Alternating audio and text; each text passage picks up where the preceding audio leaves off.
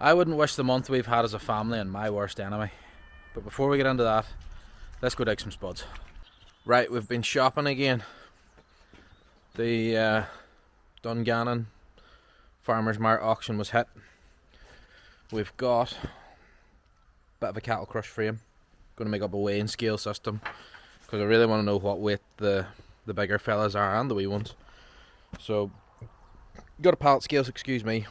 Going to stick that on top of the pallet scales. That'll do. Picked up a few feed barriers as well. Not quite sure if I'm going to keep those or just fix them and sell them. Scoop for a forklift. Again, I'm in two minds. It wasn't dear, so I bought it. It'll either stay or it'll go. And then we've got a little tail lift for a van. It's definitely going. Now, the biggest thing that we've got at the minute is, let me see if we can turn this around. We bought a topper or a scutcher. I don't know what most people call them. We always used to call them a scutcher, and then we called them toppers. And anyway, for the potatoes, going to start digging those. So the plan for today: get this topper onto the nuffield and go up and try and scotch some of the tops off. It is from here, from there over, it's on 30-inch centres, and our drills are 28, 26. I can't remember now. Our drills are 20. I think they're 26 or 28. Could be 28 inch. So it's slightly wider. The nuffield's on the same track. It's slightly wider too. It'll tramp the side of the drills a bit, but the nuffield's got the smallest tyres, so it's going to be the victim to test it out. Seems to be going all spinning. So let's go get the nuffield gathered up and get at it. I've had to get a couple of the Muir Hill weights out here because it's just a little bit big. I didn't think it was as heavy, this, but it's on now, so we'll go and see. I don't know how this ball tyre is going to do, but we'll give it a go. We'll try and get some of the tops off, and if it doesn't work, we're going to have to just put it in the case and squash what we squash and hope for the best.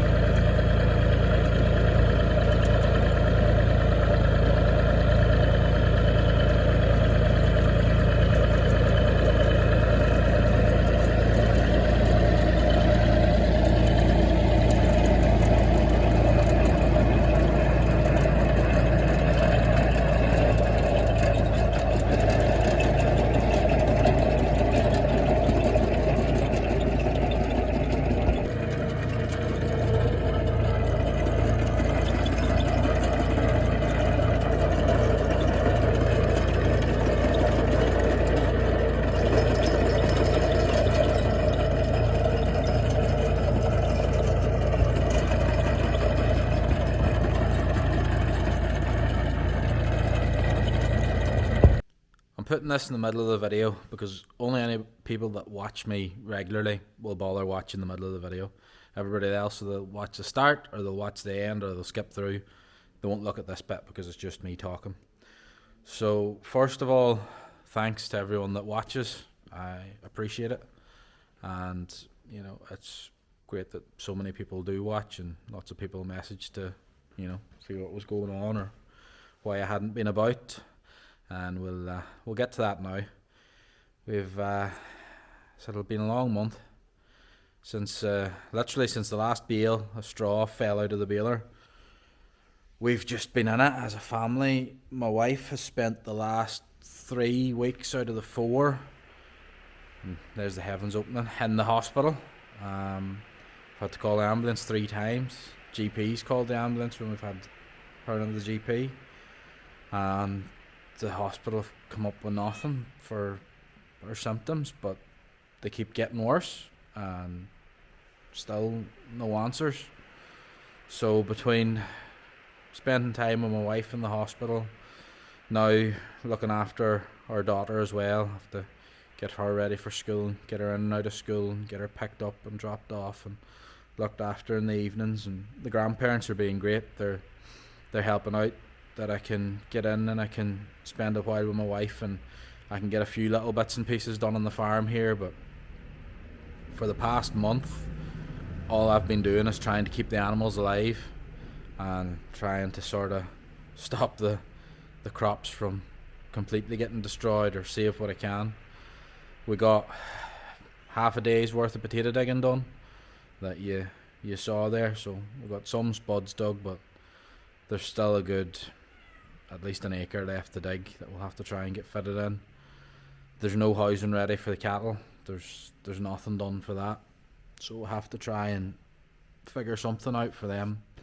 I had hoped to have roofs and stuff on and things ready, and to get them in soon, but there's nothing done, and it's got to the point now where I'm going to have to just bite bullets and try and push forward, because they can't stay out in the fields for much longer. I can keep some of them out, and some of the fields we're ploughing and outwinter them for a bit, but it's not fair on them to be up to their oxters and muck and being dragged through things. So we'll try and sort some accommodation for them and get them in, and hopefully the doctors will figure out what's wrong with my wife and we'll get her sorted out and brought back, and everything will go back to normal again.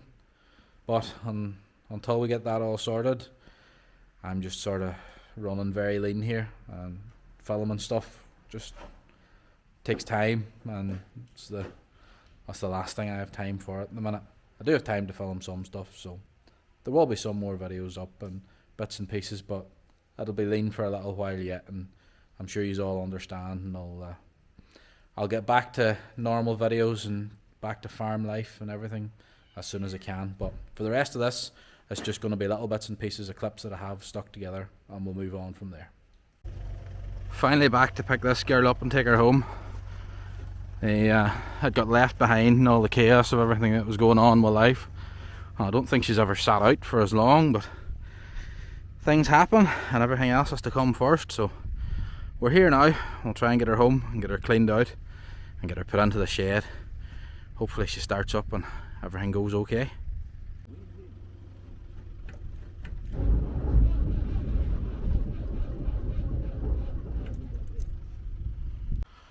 Combine's back home, cleaned out and tucked away. I coated the whole thing in diesel this year because it was lying outside.